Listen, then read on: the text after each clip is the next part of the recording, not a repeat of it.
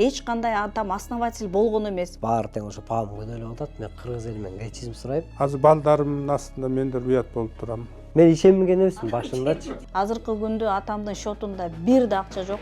Уилсон деген дагы директор болот экен, ошол адам жазыптыр. Бардыгыбыз кредитте отурган убагыбыз. Мен паама экөөбүз телефон менен кырылганбыз. Атамдын бир күнөөсү ошол офисте отуруп бергени болуп атат да бул жакта. Медиахаб VML платформасы тууралуу иликтөө жарыялаганбыз. Милиция алдамчылыкка шектеп Рыскулбек Сулайманбеков аттуу кишини кармаган. Мына дал ушул алдамчылыкка шектелген кишинин жакындары Медиахабка келип, биздин дагы үнүбүздү угуп коюңуздар, биз өз чындыгыбызды айтабыз деп келишиптир.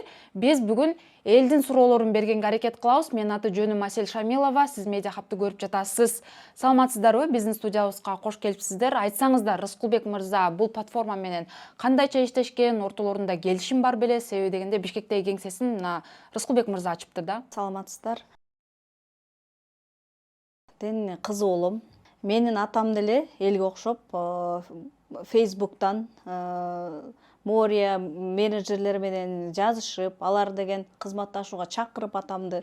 Атам ошол жактан жана бир ай изилдедим дегени, ошолор менен жазышып, чындап бул компания Кыргызстанда барбы, жокпу деп алардын айткан сөздөрүнө ишенип, алар болсо атамды ишендиришкен. Эмне деп дегенде, биз Кыргызстанга 2024 19 июнда келгенбиз.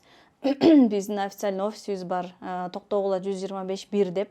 Кыргыз эл өкүлчүлүгү менен сүйлөшүп, ушул жактан биз 300 000 адам подписчик топтосок, 300 000 үй бүлө жакырчылыктан чыгат деген убадаларды берип, мен атама бул компанияга иштей бериңиз, кепилдик беребиз, жабылбайт. 2026 жылы май айында биз официалдуу чоң юбилей өткөзүп, ошол жактан да көптөгөн сыйлыктарды беребиз адамдарга, акчалай жардам беребиз деп атамды ишендиришкен. Атам өзү элдик киши болгондуктан, ак көңүл ишенчек болгондуктан, ошолордун сөзүнө ишенип, атам дагы эл катары ушул ВМЛге акчасын төлөп 10.800 сом июнь айында кирген, төлөп эл катары иштеген. Дегенде өзү ишенбей, балким бул алдамчылык, балким мошенниктер деп эл катары ал дагы ишенбей, бирок аз сумма менен кирип, ошол жака иштеп жүрүп, анан акырындан өзүнүн келинин жазып көргөн, иштеп көр балам, болсо болду, болбосо жок деп. Бирок эч качан эч кимге жайылтуу максатында эмес, үй бүлөбүзгө эле жардам берүү максатында бизге баягы сунуштаган. Атама ушундай перепискалар келчү, мен азыр камера көрсөтүп коеюн. Мына момундай перепискалар, момундай номерлер менен чыгып, атамды дагы бул ВМЛге алып келүүгө эме болушкан, кызматташууга чакырып, атам дагы эл катары ушул жака кирип иштеген. Эч кандай атам основатель болгон эмес. Азыркы учурда мисалы атаңызды өзү дагы алданды, күнөөсү жок деп айтып жатпайсызбы? Бул жерде атаңыз офис ачып мисалы Бишкектеги кеңсесине биз дагы барып келдик. Анан азыр элдин да суроосу ушул болуп жатат да. Офисти кайсы акчага ачкан, кантип ачкан, анан кийин офис ачыш деле азыр оңой эмес да, Бишкектин борборунда эме кымбат билесиз. Анан бул компания менен кандай атаңыздын ортосунда келишим болгонбу? Кандай болгон? Бул жагы атам менен компаниянын ортосунда келишим деп айтуудан алысмын. Анткени атам дагы ошол ВМЛдеги менеджерлер менен жазуу түрүндө жазышып, ал ботпу, кандай экенин айта албайм, бирок жазуу түрүндө эле жазышып, атама көп телефон чалуулар болгон. Биз деген бул онлайн жумуш болгондуктан телефонду билбей атабыз, көрсөтүп берип коюңузчу деген максатта папама кайра атама жазышып, атам ошол максатта мейли анда деп жанындагы 5-6 адамдар болуп чогулуп, ошол офисти ачып, бирок офисти ачканда дагы бул ВМЛге арналган офис эмес болчу. Эмнеге дегенде, ошол жактан атам ошол жанындагы адамдар болуп, ОСО ачып, ошол жактан ОСОдо болгон юридикалык кызмат көрсөтсөкпү, же турак жай саткан кызматтарды көрсөтсөкпү деген ойлору бар болчу. Бирок ОСО ачканга жетишкен жок. Ошондо ВМЛдин жанакы жазып аткан менеджерлери айтыптыр, сиз офис ачыңыз, биз арендасын төлөп берели деп, ошол 1 айлык арендасын беришиптир. Канча төлөптүр? Аны мен айта албайм, ал жөнүндө информациям жок. Эми центр болгон үчүн, наверное, бир $500 же $1000 болушу мүмкүн. Мен аны айта албайм да, чындап ал жөнүндө менин маалыматым жок экен. Бирок 1 айлык эмесин төлөп бергенде, биз дагы ошондо таң калганбыз. Кантип бот эми бот деп айта албайм, баягы жазуу түрүндө эзе эле жүзүн көрбөсөңүз кантип сизге акча төлөп берди деп. Значит, бул мошенниктердин да кандайдыр бир максаты болгон. Мисалы сиз азыр айтып атасыз да, кеңсени башка максатта ачкан, Vmail үчүн эмес болчу деп атасыз. Бирок ал жерде деген Vmail'дин плакаттары илинип турат, сүрөттөрү илинип турат, мынтип кеңсе ачып, анан катталбаган платформа экен, анан бер жагычы негизи Кыргызстанда катталган эмес, ал жактарын тактаганбыз.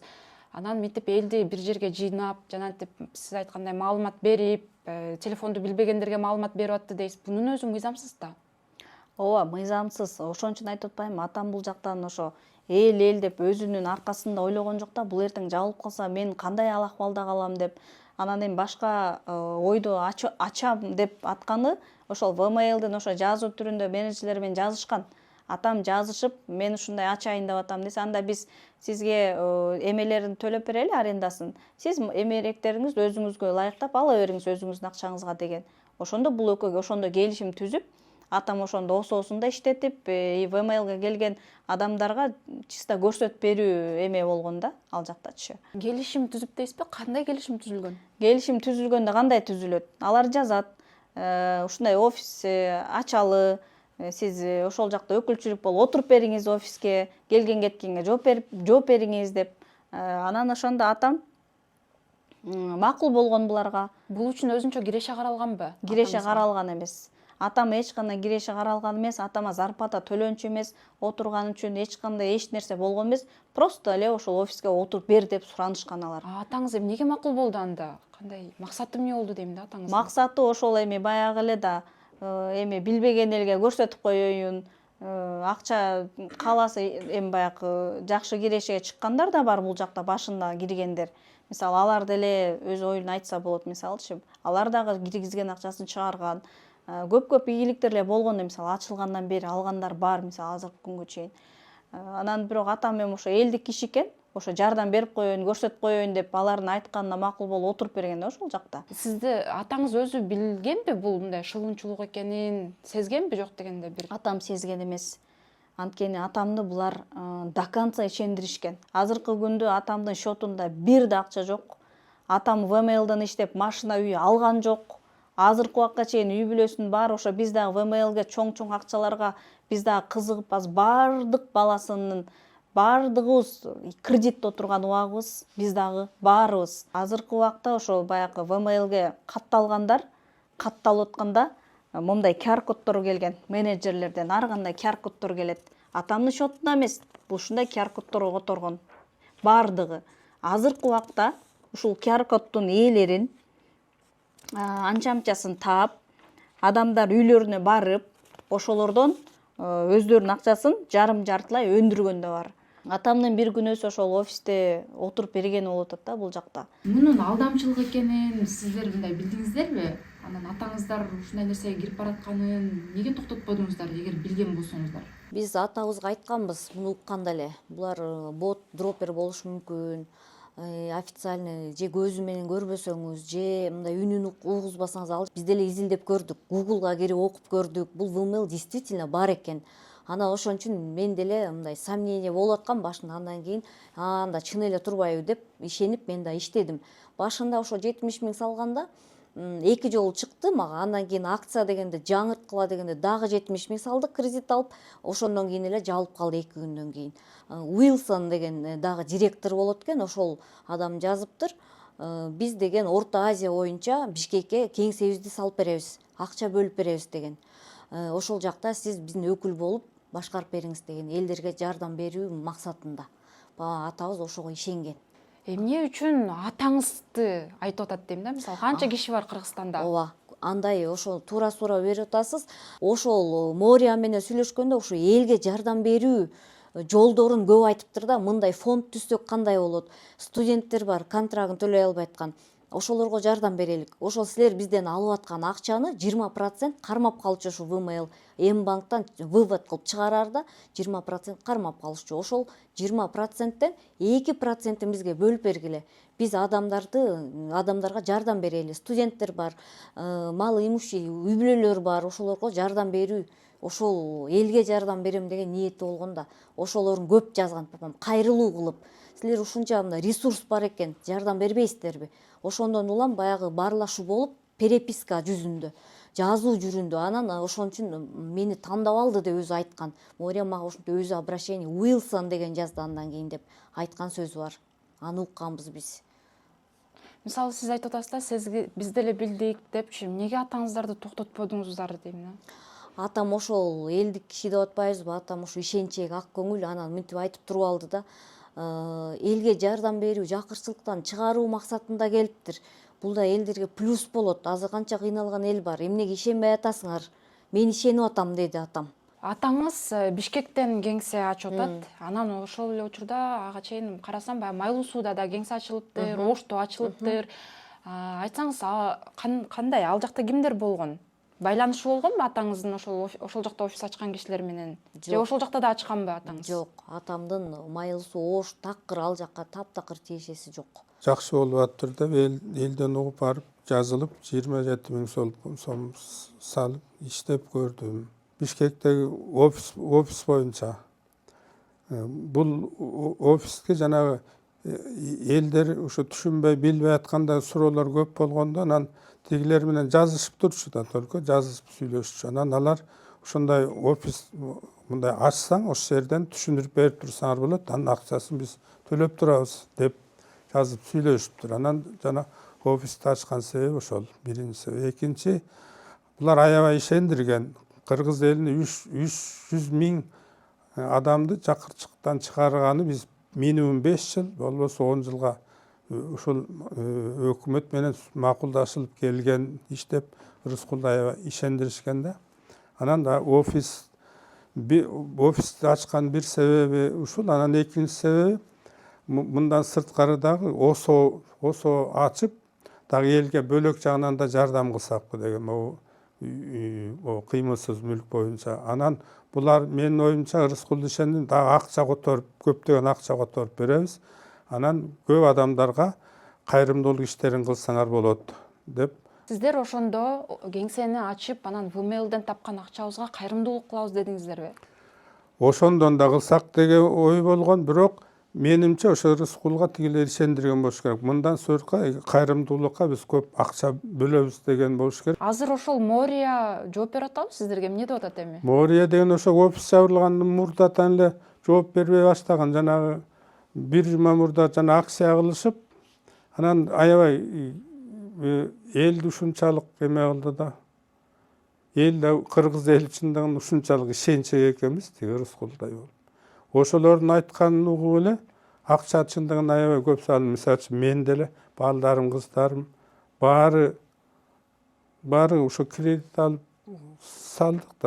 Мына мен деле азыр балдарымдын астында мен деле уят болуп турам. Мен ишенбеген эмесмин башындачы. Баары да айткан, абайла калачы.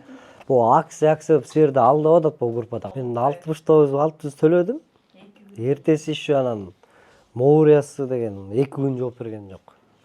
Анан жазып коебуз, жооп берди, жазып коебуз деп. Анан 7-си күнү анан саат 9-да жооп берди. Салбат, сиз даярсызбы? Акчаңыз даярбы? Ооба даяр. Которуп элебизби деп. Мен хорошо деп беттим, мага деген. Мага QR код келди, албада часам мен токмоктуп калам деди. Мен картамды сатып ийгем деди, ушундай деди, 5000 сомго сатып ийгем. Мен де ошол деп алдап койду окшойт мени. Мен ошондой вообще мен телефон албай койду. Мен ошонтип өттүм.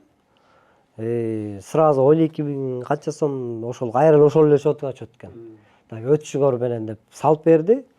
Эртеси жумушка бардым, 20 видео көрдүм, 8000 сом түштү. Эртеси 8 көрдүм, 28 000 болуп калды, 26 000 ушундай счет болуп калды. Бирок чыгарган жокмун да. Ошол 2 күн көрдүк, 2 күндө эле өчүп калды. Жабылып калды да. Чыгарбай коюшту. Айттым да, чота булуңар тиги мынтип атат, чота баягы айткан чыңчыкта окшойт деп айттым да негизи. Баары да эле ошондо айткан. Пам экөөбүз башында ызылдашканбыз бул тема боюнча. Мен Пама экөөбүз телефон менен кырылганбыз. Ар бир киши айтарым ошол өз кайсы адам кайсы көркө которсо ошол адам аркылуу изделсе, бул бат чыгат да акчасычы. Аркы эл ушул киши мындай экен деп баары тең ошо Пам күнөөлөп атат. Мен кыргыз эли менен кечирим сурайм. Бул киши өзү да алданып отурат бүгүнкү учурда. Камакта отурат. ден соолугу начар бул кишинин. Өзү 70-те абушка болсо кантип болмой калды, основатель болуп калат аякка. Ал үчүн бир хакер болуш керек жанында. Бул киши пенсионер киши болчу да. Биз бүгүн алдамчылыкка шектелип кармалган Рыскулбек Сулайманбековдун жакындарынын үнүн уктук. Милициянын маалыматы боюнча азыркы тапта 230 адам арыз менен кайрылган жана арыз жазгандардын саны дагы да өсүп жатат. Ал эми жалпы чыгымдын суммасы 20 миллионго жетсе, бул платформадан жалпы 12 миңге жакын адам алданган болушу мүмкүн экени билдирилген. Сиз Медиахабты көрдүңүз. Менин аты жөнүм Асель Шамилова. Кийинки көрүшкөнчө аман туруңуз.